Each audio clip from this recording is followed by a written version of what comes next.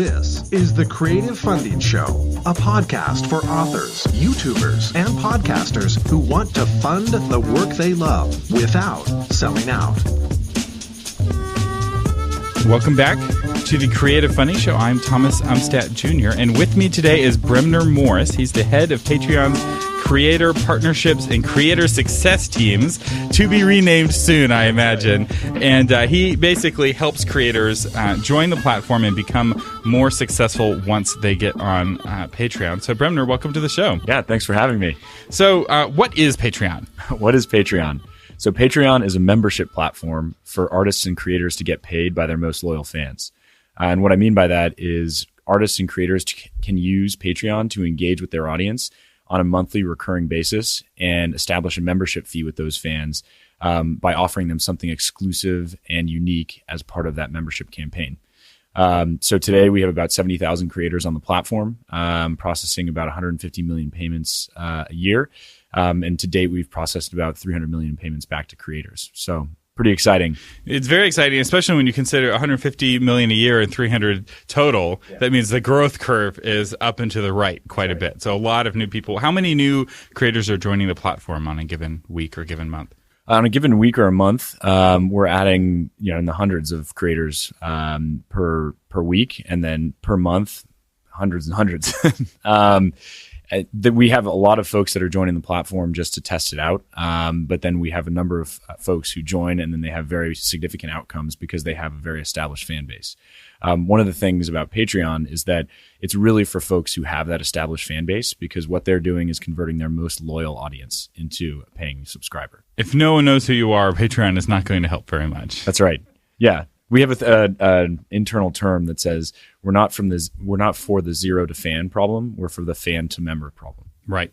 And what I've found is that a lot of people are shocked at how much money their most loyal fans are really wanting to give them. So there's this curve, and you have a handful of people who would be very happy to give you hundreds of dollars a month, sometimes without actually asking for any of the rewards. This is the big surprise. You set up these amazing rewards, and some of your fans never bothered to give you their address to mail them the thing, or never bought, and I've talked with creators, and they're like, yeah, I reach out to these people, and they'll respond back, but they don't care about the rewards. They just want to back me. And a lot of creators, if they're not using something like Patreon, I feel like they're leaving money on the table. Yeah. If you're an author and you're just selling your book, your most passionate fan buys your book for $10, and your most mediocre fan buys your book for $10. Right. It's like that passionate fan wants something more to engage with you, and if you just would offer that to them. The way that we think about it is there's probably two motivations for a patron to sign up. One is a support motivation. They really love what you do, and they want to continue to support your craft so that you as a creator can make this a sustainable lifestyle. And then the other side of the coin is a benefits-oriented patron, where they're signing up because of that exclusive and extra benefit that they get as part of being a member. The interesting thing is they sort of come together over time. So we've seen that folks that sign up as a support-oriented patron, migrate more towards a benefits-oriented patron. And then the folks that sign up because they want that extra episode or they want that exclusive merchandise trend more towards, this is fantastic that I get to support the creators that I really love. And to your point about the opportunity for creators and the fact that they're leaving money on the table, we've seen that the average patron spends about $12 on the platform, so more than a typical subscription to a music service or a video service. And there are a number of creators who have benefit tiers in the thousands of dollars, and they have a number of folks that are converting at that rate. Yeah, it's quite remarkable. And when you think about it, you spend $10 for Spotify, and it's split up, amongst probably tens of thousands of songs or however much you listen. Whereas if you're, spending $12 on Patreon, and it's split up between maybe 5 or 6 patrons or Patreon users, this naming is a little confusing. Creators. Yeah. That's a much bigger piece of the pie. Yeah. Right. So if I'm an artist on Spotify, any given listener may be giving me a few pennies, whereas I'm getting a few dollars potentially from that exact same listener if I'm on Patreon. So how does what's the best way for a creator to kind of take those two and speak to both of those motivations? Because I often see creators who are really good at help me do this, and other creators who are really good at rewards are amazing. So what's the best way to do both of those? Yeah. Well, the first thing is for a creator, understanding the motivations of your audience. And there are certain audiences that are really support oriented. And then there are other audiences that are really benefits oriented. And then there are some that are in between. And we really advise creators to, one, sort of take a step back as they're launching their membership program and think about that motivation. But then secondly, if it's something that they don't know explicitly, maybe asking their audience and understanding exactly what their motivation is. So that's the first thing, understanding your audience. And a great way to do this is to have a contest. And winners of the contest, so everyone enters the contest, gives you the email address, and the winners of the contest get to have a conversation with you. So you're able to build your email list while simultaneously having qualitative research as you just chit-chat with your fans. We actually have a survey that we've been sending out to creators that they can then use with their audience base to understand those motivations. And where does somebody get that survey? Well, right now, it's something that we're just piloting, but it's something that hopefully in the next couple months, we're going to be offering out on our website. We're going through a complete redo of our education materials and investing more in sort of the guide to how to do Patreon. So, more. Stay tuned. So tweet at Patreon. More to come. If you want to in on that secret survey, keep an eye out. It'll be available for everyone here soon. Okay, so that's how you connect with cause-based folks. What about for more reward-based folks? Yeah. So then once you understand the motivations of your audience, it's really about highlighting the benefits of the membership, regardless of whether it's a support orientation or a benefits oriented fan. So if it's a support-oriented fan, you want to talk about what it means to you in order to have a sustainable, independent, creative career, and how the participation by your member base is helping you continue to drive that independent, creative career. For a benefits-oriented audience base, you really want to be talking to them about, in exchange for your membership dollars, this is exactly what you're going to get back in return. So that can include the exclusive merchandise that they may be getting, the exclusive episodes, but really tailoring it to this value for value exchange. So at this tier, you get X. At this tier, you get X plus Y. And rather than talking about Patreon, talk about something that people understand, a membership. Most people have a gym membership, or they've got a membership to, their credit card or something like that. Allows you to buy all the things that you buy. Exactly. And those have benefits. And so most people can put that in a, mental box, and they understand, hey, I'm going to fork over $12 a month in exchange for something in return. It's like Costco, but for funny cat videos. That's right. And one of the things that is important is that creators realize that what they're offering is valuable. And we've seen that a lot of creators are not comfortable in quote unquote asking for money. And really, they're not asking for money. They're asking for fair value for what they offer to the world. And that is a really important thing to drill home, that whatever you create is truly valuable. And what you're doing in offering a membership program is assigning a dollar value to that. And so you want to assign a dollar value based on how valuable it is to your fan base. And then also how valuable it is to you from the amount of time, energy, effort, emotion that you put into your craft. That's right. And really what they're doing is they're helping you create your whatever it is that you're creating. So you create this amazing animated video on YouTube. Somebody who donates to you is like, I help make that possible. Right. And so maybe they can't do what you do as the artist, but they can still have that sense of ownership, that sense of like, oh my goodness, I made this happen. And that's a really powerful thing. Yeah. And one of my friends who's a client has started creating a little wall and she has bricks on the wall, and she's putting her patrons' names in the bricks. So basically lifted straight from a university funding, right? Like, oh, we have to build a new library. For $1,000 you can get your name on a brick. Yeah. And like, people love that, right? They love the idea that they help contribute even in a small way. So maybe it's $1 million to have the library named after you, but it's only a few $100 to get a brick with your name stamped on it. And one of the things that we've seen from creators on Patreon is that this ongoing sustainable stream of income really does allow them to be independent. And for a lot of our creators, especially in either the music or the video space, they had to, and this also is true for authors or podcasters, they've had to sort of pander to sponsors or ad dollars or the sort of call it brokerage arms that allow them to get in front of their fans, be it a YouTube or Spotify or something like that. And what they've found is that it's not allowing them to be truly independent. It's tailoring what they create in order to appeal to an algorithm or appeal to what's going to drive the most eyeballs versus what's going to drive the most quality and the most deep relationship that they have with their fans. So that's to us, the really important thing about this ongoing recurring relationship with your fan base.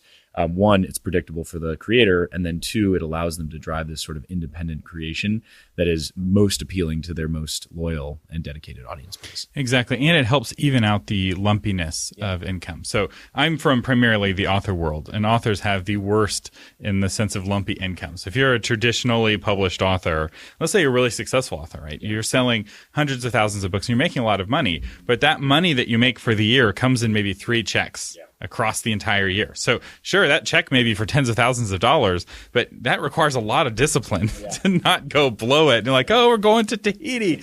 And I have, a lot of agents that I talk with who have clients who are making very, very good money, money that they should be very comfortable living on. But because it's not coming in evenly, they're struggling and they're having to get advances and, struggling with debt and things like that. And this is one of the reasons why I was so excited about Patreon when I first found it back in 2014 was, I'd seen Kickstarter. Yeah. So let's say you're a podcast and you do a Kickstarter campaign for season 6 of your podcast. You get all of your money for season 6 all at the beginning. Yeah. So I sure hope you did a good job on budgeting and planning. Whereas with Patreon, you're able to even that out. And what's great is that if you're an author, you still get to have those lumps, right? Yeah. The Patreon doesn't really take away from your book sales.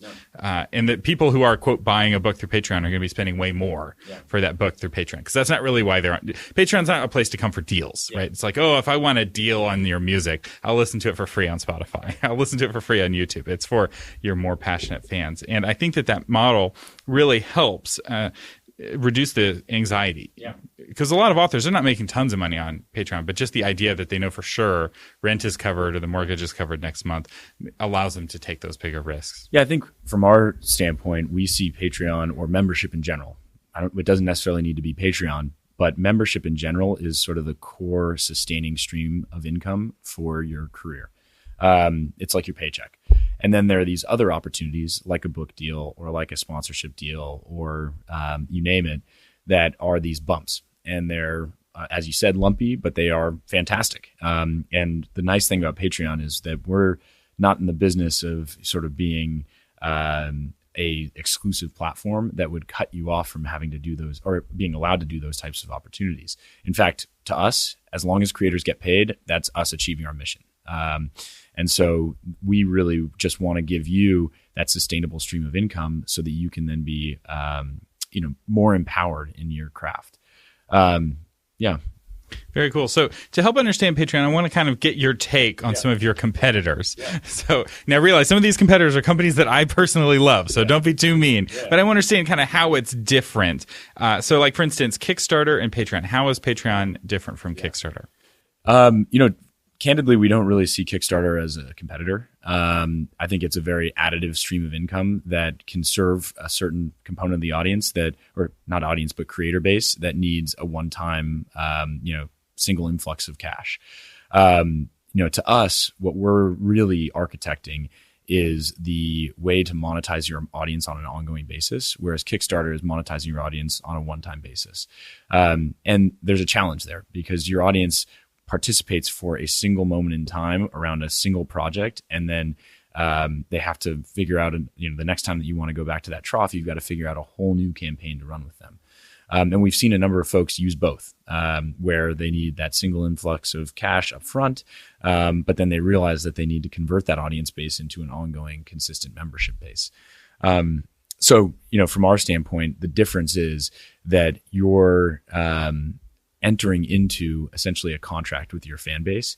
And that's great. It has responsibilities. There's a ton of investment that needs to go alongside that. But we hope that it will be more fruitful in the long run. And it also allows you to offer more compelling rewards because you're thinking about a customer on a lifetime value basis rather than or a fan on a lifetime value basis rather than on a one-time basis. So if you're thinking about merch, one-time basis, there's a very little bit of margin there. But it doesn't matter how high quality the shirts are if they're only buying it one time. Exactly. Whereas if you want them to buy the 2018 and the 2019 shirt, they need to have a good experience of the 2018 shirt. Right. Yeah, I will say it's easier to get people excited about a Kickstarter campaign because it's for that limited period of time, but it's also way more exhausting for the creator. Yeah. And like when somebody's done with a Kickstarter campaign, they really need a month to recover because it's just so much energy focused in such a narrow amount of time. And in some ways, it's kind of like harvesting. Like you've done all this work the whole year, and then you have to bring in the whole harvest right before it rains. You don't know when it's going to rain. So you're like the peasants, in the fields working like crazy, bringing the harvest, and afterwards you're just like, oh my gosh, I can't do anything for the next month. Whereas Patreon is more like that greenhouse where it's a little bit more work over time, but it's less work in any given month. Yeah. And if you think about the way that the world is moving, most services are turning into a subscription service. And so we believe that art and creation is likely going to transition into a subscription service. And there are a number of examples of, call it sort of newly established paradigms like YouTube and like podcasts that work on a serialized, ongoing, recurring basis. So our membership model aligns really well with the way that those creators offer their creations in the world. There are other industries or other categories on Patreon that are a little bit different. Musicians or authors, fine artists, they typically work up to a single moment in time, and then there is some sort of outcome after that single moment in time. And what we've seen is that there are a lot of folks in those categories who are trying to transition the way that they create and transition the way that they engage with their fans into an ongoing recurring subscription. And it's just sort of a paradigm that's happening not only in the creator industry, but in software. I now have a Wi-Fi subscription to United Wi-Fi. Everybody's moving. When I was a kid, I bought Photoshop. Yeah. Now I subscribe to Photoshop. Exactly. Yeah. And the hope is that for your fan base, it's a smaller amount of money per month, but it's a more valuable relationship on an ongoing basis. Yeah, that's really good. And it is a bit of a paradigm shift, but I think that it can be really good. And one interesting thing that I've noticed in the author space is that Patreon is bringing back the short story. Mm-hmm. So short stories in the 60s and 70s and 80s, there were these magazines printed with paper that would have short stories in them, and readers would buy them and everyone was happy. And then the internet happened and it more or less killed the short story. Yeah. So you'd have these anthologies printed, and there's a few short story anthologies that are survived and they're in their, 40th year or whatever, but it's not a big part of the market. Most people who write short stories were not getting paid for short stories. And as a craft, it really died, which was really unfortunate because there's a lot of really powerful storytelling that can happen in that short format. Sometimes the short at the beginning of the Pixar film is as moving as the entire Pixar film. It's like you're crying. You're like, why did you do this to me, Pixar? The two volcanoes. I don't know if you've seen that one. That one was fantastic. Yeah, we actually have a printing of that in our house. My wife and I love that. But yeah, it's really emotionally moving, and they didn't need an hour and a half to tell that story. And what's happening, I'm noticing, is that more and more authors, they're looking for that thing to give their readers every month. Yeah. And so while they're working on their big epic fantasy, they're able to write short stories as they go, which is great for their craft, but it's also, they're actually getting paid for that short story. And, but based off of the subscriptions, it's a really great reward. And I love to see that happening. It's interesting to see things kind of come and go. Like Pulp Fiction was really popular in the 1920s when paperbacks were invented and books got cheap, and then it kind of went away, and Pulp Fiction's totally back. Yeah. So the Kindle, it's like there's a Pulp Fiction revolution, right? As fast as you can. Let's create as many books as you can. Yeah. There's a certain kind of reader who will read 100 books in a year, and they want to read, all 20 of your books in a series. Yeah. And it's fun to watch that pendulum go back and forth. And it seems like Patreon's in a good spot on that pendulum. Well, the other thing I would say is that your fan base is supporting the artist. And there's a bunch of other things that you do outside of just your specific craft that are compelling to your audience base.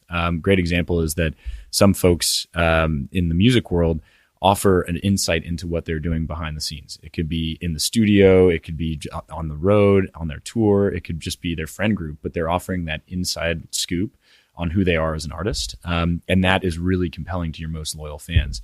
Another example, I had a conversation with Mickey Kendall, who's a writer, and she started offering recipes on really esoteric stuff on Twitter.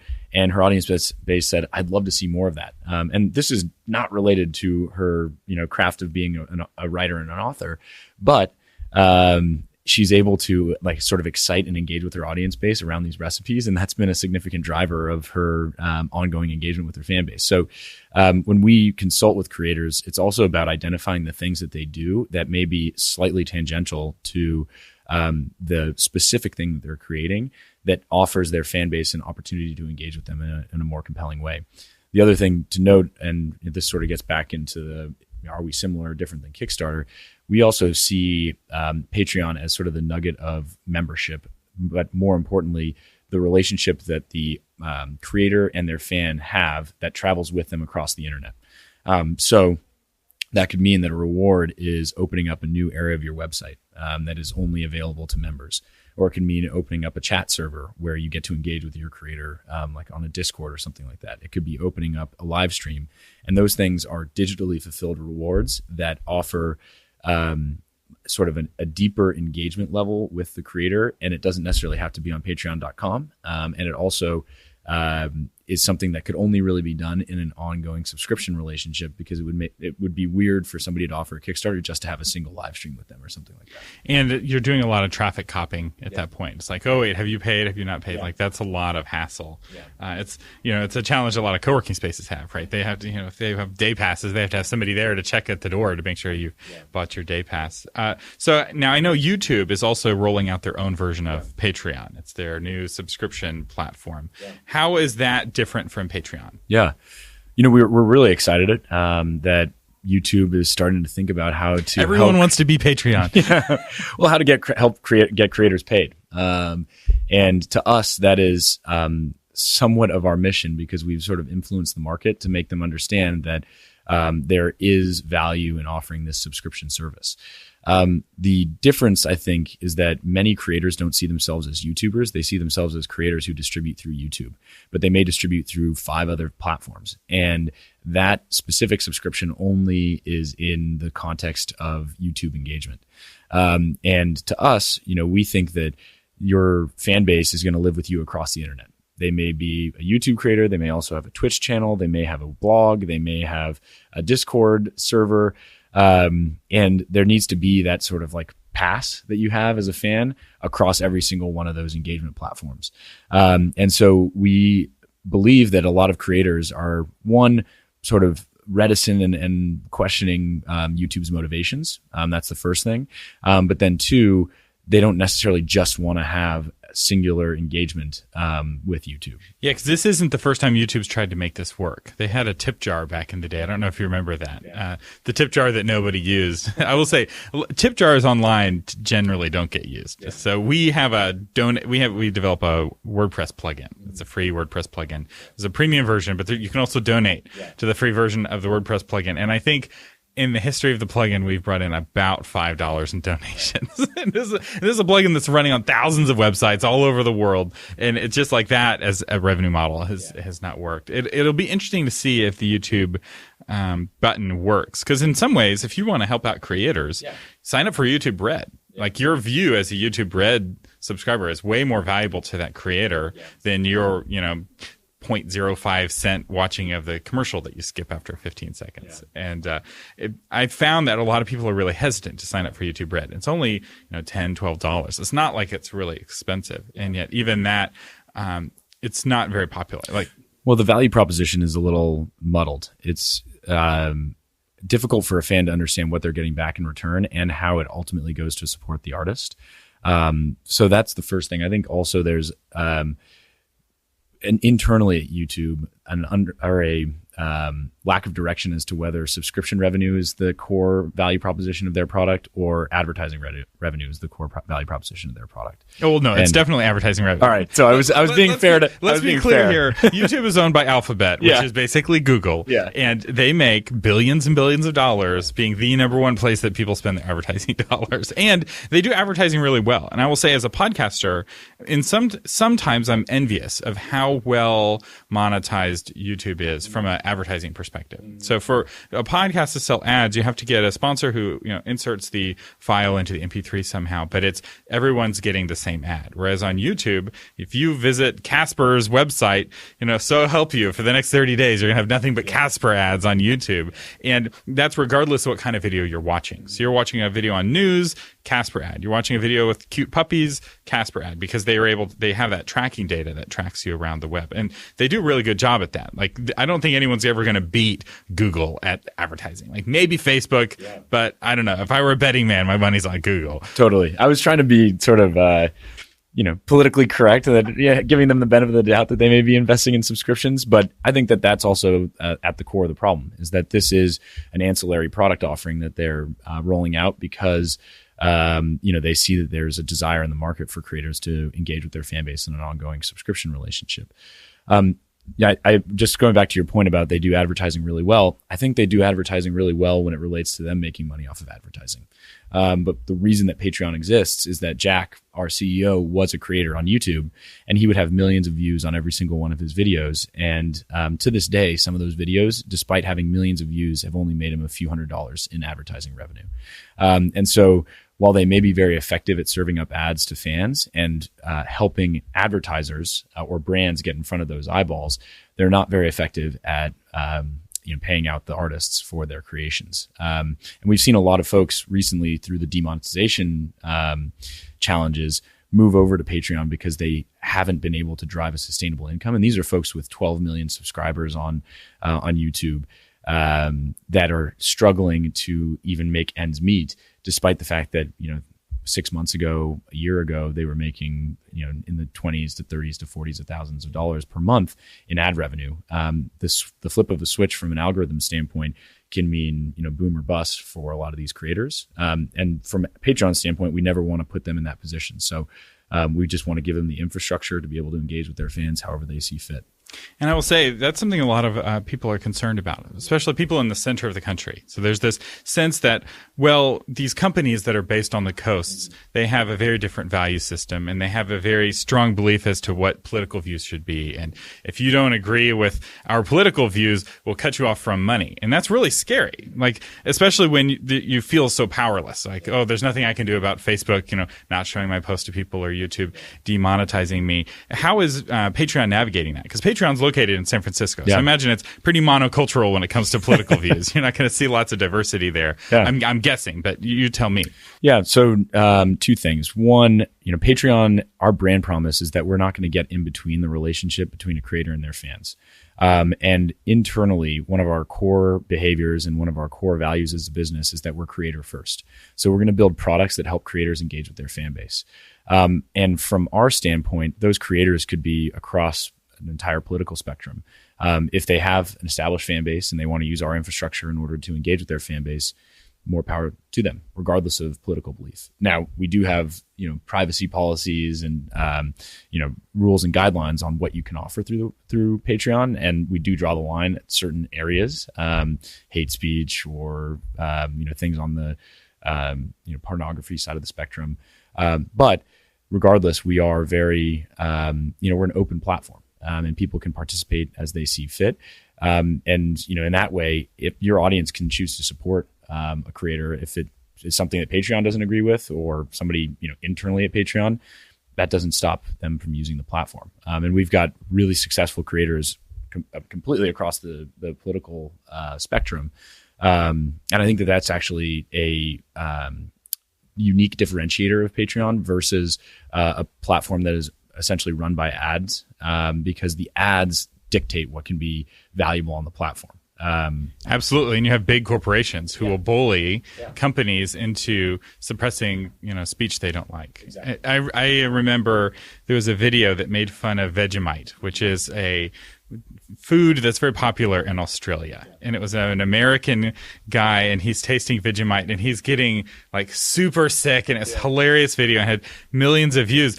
Terrible for the Vegemite brand. And they were able to get the video taken down. And after a while, and I don't know if it's been put back up, this was years ago, but it was like, this has violated some terms of service. And I was like, what on earth did this guy, whose copyright? It was just like, how is this possible? But from YouTube's perspective, their relationship with Vegemite, the corporation, is far more valuable than their relationship with some guy who's eating it in a YouTube video. And I think that that creator first is really powerful. And just because you're located in San Francisco doesn't mean that you have to be like, oh, you all have to agree with us, right? There are other companies in Silicon Valley like Twitter that, we're the free speech wing of the free speech party is how they articulate it, right? They're like, just let the speech happen and things will, shuffle down, the truth will win in the end. And I think that that's a really strong position to have. Yeah. So that's one of the things I like about Patreon, because I will say Kickstarter has, I've had some trouble with them with some of my clients, especially in the early days. I will say Kickstarter's gotten a lot better, but Mary DeMuth, who we had on the show a few episodes ago,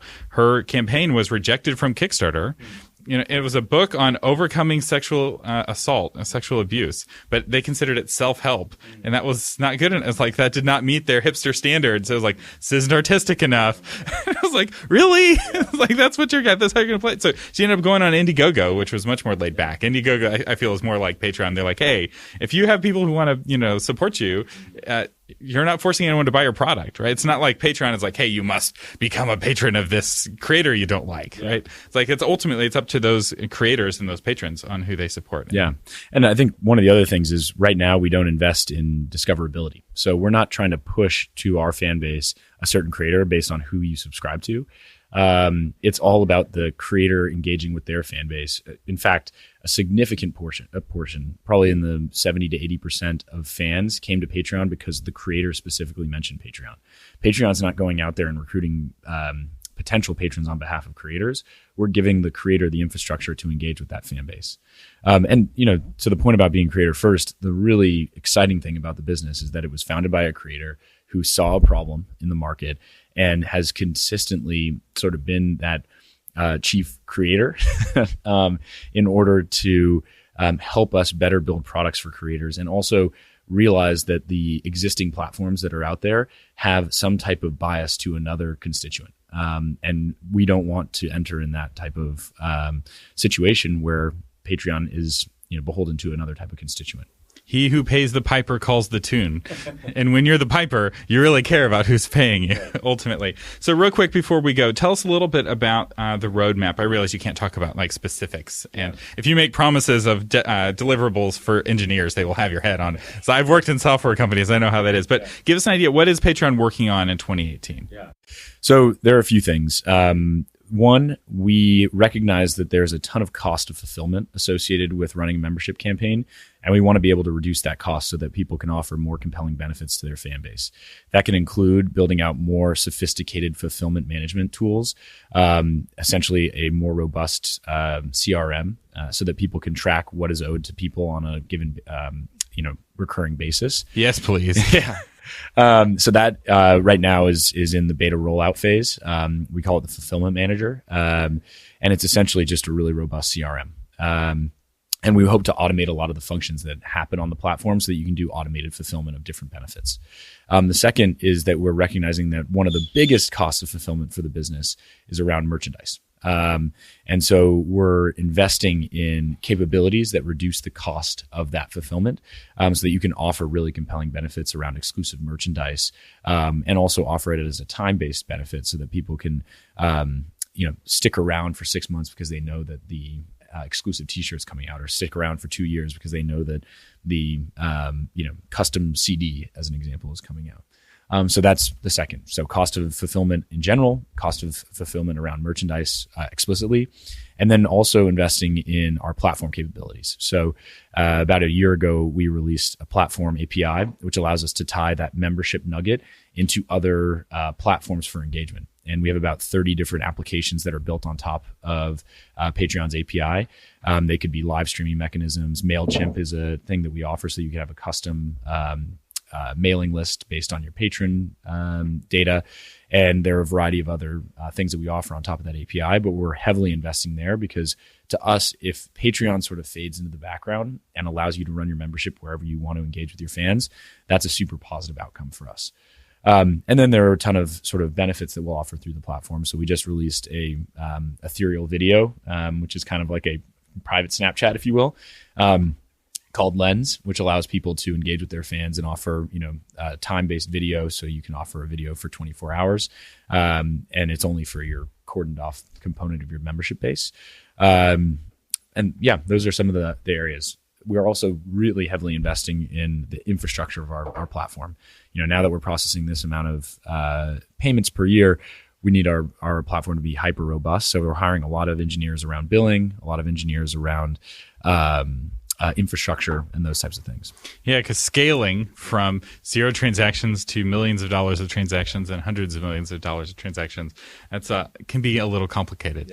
Yeah. I will say I'm really excited about those features that encourage patrons to stay patrons for long periods of time. Because that's one of the challenges is somebody, let's say a Q&A episode, right? Like, that's a really great benefit. Yeah. But after a while, fans are asking the same questions over and over again. And so that benefit diminishes its value over time. And so having there's an exclusive t-shirt for people who've been a patron for a year, that is a really solid strategy to help offset that. Yeah. So while the Q&A episodes may be less interesting because people are asking the same questions, and you want to answer those questions, right? From the new fans who are like, oh my gosh, where do your ideas come from, right? Yeah. It's like, how many times do you get that question? There's never a good answer to it. Yeah. But you're able to offset that with features that kind of, mature over time. Yeah. At a super high level, we've invested in product pods that are focusing on how do you acquire patrons, then how do you retain those patrons, and then how do you also drive up the amount of subscription based on more compelling benefits at higher tiers. And so we're really trying to think about that entire creator experience and engaging with their patrons, and what are the things that people are doing really well on our platform that we can then suss out and productize. What are some areas where they're struggling and that we need to reduce the cost or the friction associated with offering those benefits, and getting more deeply engaged with our creator base. Now that we have so many folks, we can really learn from them. So we're investing on that from a product standpoint. And then, from my standpoint, my team is focused on essentially consulting and teaching and engaging with the creator base to understand what those things are that have really driven success, but then also scaling that out across all of the creators that are on our platform. So investing in a creator success function, investing in a lot of marketing and webinars and tutorials and materials that people can use to drive their success. So that's an area of investment for the business. It may not be product, but it's, all with the intention of making creators more successful on our platform. That's awesome. Well, very exciting things to come. I'm looking forward to watching all of that roll out. Bremner, thank you so much for joining us on the Creative Funding Show. Yeah, this is really exciting. Thanks. Full disclosure, not only does the Creative Funding Show have its own Patreon page, but we're also affiliates with Patreon. Speaking of which, if you'd like to sign up for your own Patreon account and get some extra money, you can do it with our affiliate link. So if you go to creativefunding.show/Patreon affiliate link, you get an extra, I think it's $50 or so, once you sign up as a creator on Patreon. So thank you so much for listening to Thomas Umstattd on the Creative Funding Show.